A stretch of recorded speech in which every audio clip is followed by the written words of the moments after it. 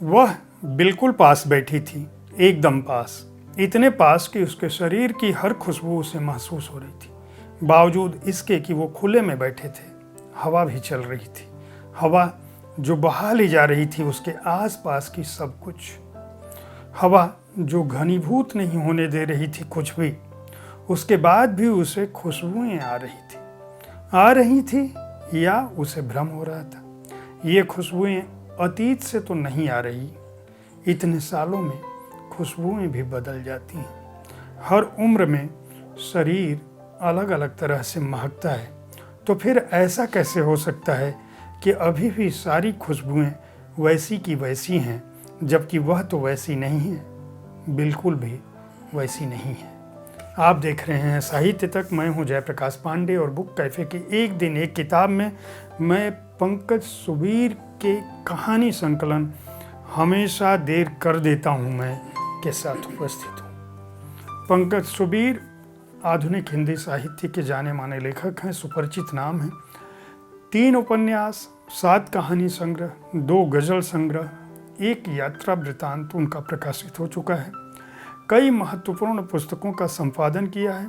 साहित्य में अपने योगदान, अपनी कर्तव्य, अपनी कर्मठता और अपने सृजन के लिए कई सारे पुरस्कारों से सम्मानित हो चुके हैं। बनमाली कथा सम्मान, कमलेश्वर सम्मान, ज्ञानपीठ नवलेखन पुरस्कार, अंतर्राष्ट्रीय इंदु शर्मा कथा सम्मान, व्यंग्य यात्रा सम्मान, हंस कथा सम्मान उनको मिल चुका है। बहुत ही बेहतरीन किस्सागों हैं, बहुत ही उम्दा कवि हैं, बहुत ही अच्छे संपादक हैं और इन सब से बढ़कर हमारे समय की जो प्रवृत्तियां हैं, जो भाव हैं, उनसे वे टकराते हैं। हमेशा देर कर देता हूं मैं अपनी तरह का एक अनूठा कथा संकलन है। इसमें 10 कहानियां जो है संकलित हैं पंकज सुबीर की, और ये कहानियाँ अपने समय की महत्वपूर्ण कहानियाँ, ऐसी कहानियाँ हैं जिनको अनदेखा नहीं किया जा सकता और जिन्हें पढ़ने के बाद आप अंदर से न केवल भीगते हैं बल्कि समृद्ध होते हैं। आपका ज्ञान बढ़ता है, आपका साहित्य समृद्ध होता है और आप यह महसूस करते हैं कि इस संसार में, इस दुनिया में अब भी कितना कुछ अच्छा रचा बसा है। खास बात यह है कि इन कहानियों का मूल स्वर जो है वह प्रेम है, संवेदना है, संबंध है, राग है, जिनमें प्रकृति भी खिलती है और समय भी खिलता है। जो कहानियाँ इस संकलन में सम्मिलित हैं उनमें हमेशा देर कर देता हूँ मैं, बेताल का जीवन, कितना एकाकी, मर नासपीटी, खोद खोद मरे उंदरा, बैठे आन भुजंग उर्फ भावांतर, मुंडवे वालों का जलवा, पत्थर की हौदें और अगन फूल, कैद पानी, वास्को डिगामा और नील नदी, चर्च ए गुम, इलोई इलोई, लामा सबाक्तानी। ये 10 कहानियाँ संकलित हैं।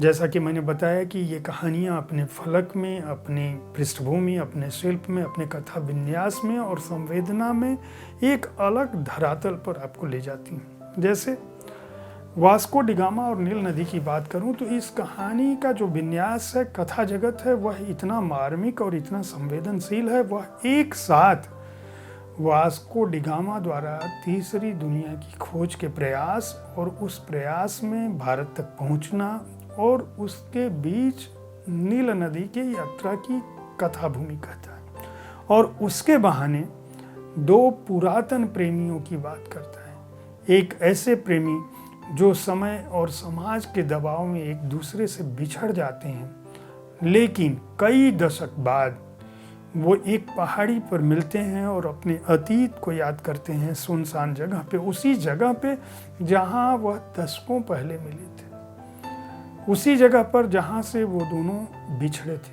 उसी जगह पर जहाँ की हवाओं में, जहाँ की राग रंग में, जहाँ के जीवन में उनकी सांसें धड़कती हैं और आखिर में उनकी लाश पाई जाती है। वहाँ पे उनका शव पाया जाता है और कुछ एक मित्रों को छोड़कर पुरुष को, जो उस जगह का, उस शहर का नामचीन व्यवसायी है, सारे पहचानते हैं, लेकिन उसकी प्रेमिका जो नील नदी का बिंब लिया है कथा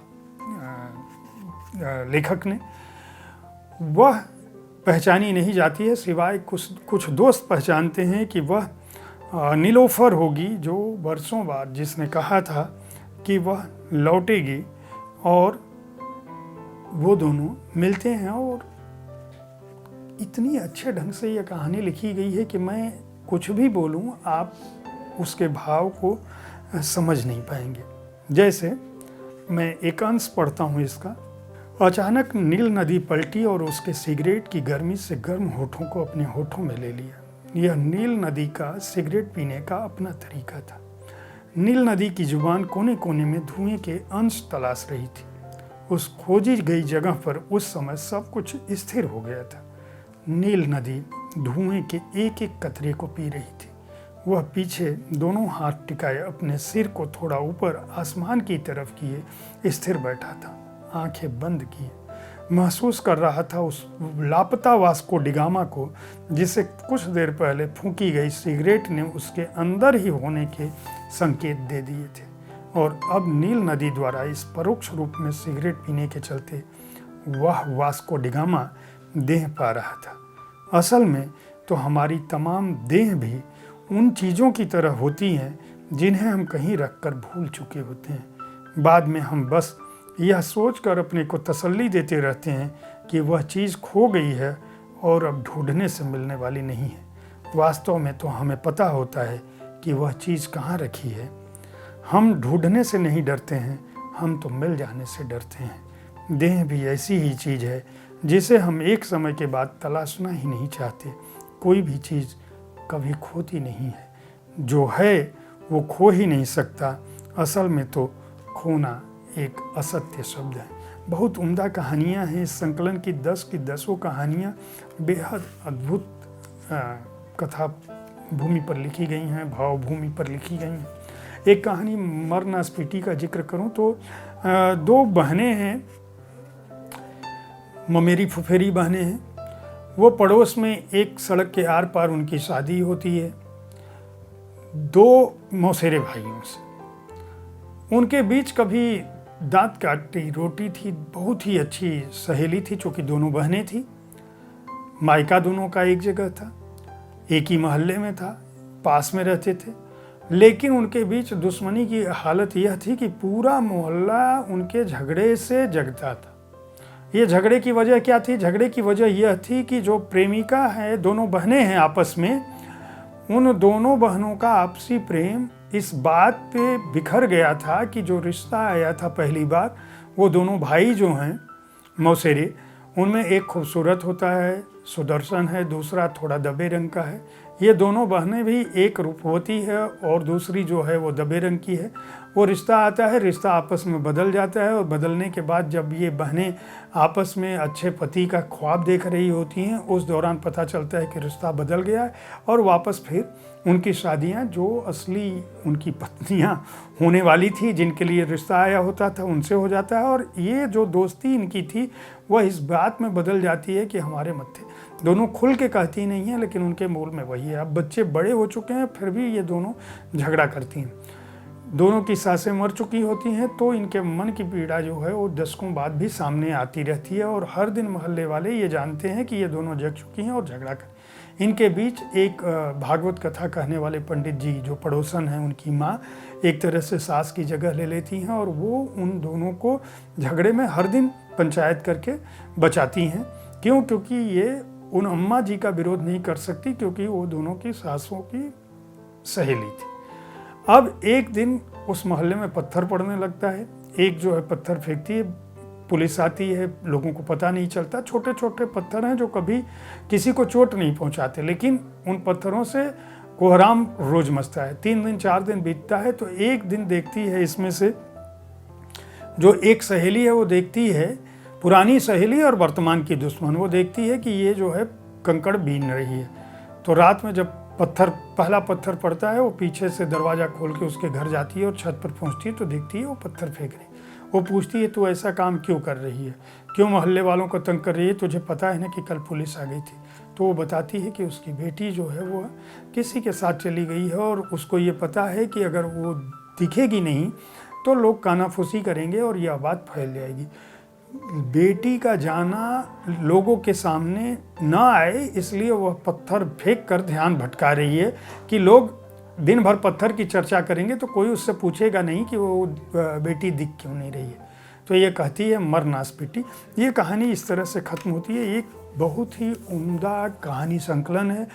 आज के दौर में इस तरह की अच्छी कहानियाँ बहुत कम लिखी जा रही हैं। पंकज सुबीर ने एक बार फिर यह साबित किया है कि वह बेहद उम्दा रचनाकार हैं, उन्हें सतत रचते रहना चाहिए। राजपाल एंड सन्स ने इसको प्रकाशित किया है, इस संकलन को। इस कहानी संकलन का मूल्य है 295 रुपये। 10 कहानियाँ हैं, पृष्ठ संख्या है 192। उम्मीद है साहित्य तक का यह एपिसोड आपको पसंद आया होगा। इस कार्यक्रम में आप किस तरह की पुस्तकों की चर्चा चाहते हैं, इसके बारे में अपनी राय से हमें ज़रूर अवगत कराएं। हमारी कोशिश होती है कि विविध विधाओं की पुस्तकों के साथ आपके पास पहुँचें ताकि आपको अच्छी पुस्तकों के चयन में आसानी हो। कल ठीक इसी समय ऐसी ही किसी एक पुस्तक के साथ मैं फिर आपसे मिलूंगा। तब तक देखते रहें साहित्य तक। धन्यवाद।